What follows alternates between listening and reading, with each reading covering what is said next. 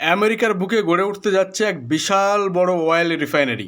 গত 50 বছরে এত বড় অয়েল রিফাইনারি আমেরিকা আজ পর্যন্ত বানায়নি। আর এটি তৈরি করতে যাচ্ছে রিলায়েন্স ইন্ডাস্ট্রি। আর এই কথা জানিয়েছেন মার্কিন প্রেসিডেন্ট ডোনাল্ড ট্রাম্প তার সোশ্যাল মিডিয়া প্ল্যাটফর্ম ট্রুথ সোশ্যালে। তিনি জানিয়েছেন যে রিলায়েন্সের সঙ্গে ইউএসের $300 বিলিয়ন চুক্তি হয়েছে, যে চুক্তির মাধ্যমে রিলায়েন্স তৈরি করতে যাচ্ছে ইউএসের টেক্সাসের ব্রাউন্সভিলে এক মেগা অয়েল রিফাইনারি। ট্রাম্পের দাবি এটি হবে বিশ্বের সবচেয়ে পরিচ্ছন্ন শোধনাগার। এটি আমেরিকার জাতীয় নিরাপত্তা সুনিশ্চিত করবেই, সঙ্গে সঙ্গে জ্বালানি উৎপাদনও বহু গুণ বাড়িয়ে দেবে। আপনাদের মনে হয়তো এখন একটা প্রশ্ন জাগবে যে এতদিন তো জানতাম যে পৃথিবীর সব থেকে বড় অয়েল রিফাইনারি হচ্ছে রিলায়েন্সের জামনগরের অয়েল রিফাইনারি, যেটা গুজরাটের জামনগরে অবস্থিত। তাহলে ইউএসের টেক্সাসের ব্রাউন্সভিলে যে অয়েল রিফাইনারিটি তৈরি করতে যাচ্ছে রিলায়েন্স, এটা কি জামনগরের রিফাইনারি থেকে বড় হয়ে যাবে?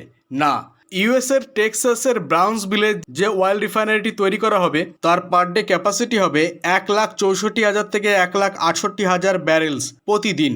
আর এদিকে রিলায়েন্সের জামনগরের যে রিফাইনারি তার ক্যাপাসিটি 1.4 মিলিয়ন ব্যারেলস পার ডে। অর্থাৎ রিলায়েন্সের জামনগরের রিফাইনারি তারপরেও ইউএসের টেক্সাসের রিফাইনারি থেকে 8 গুণ বেশি বড় থাকবে।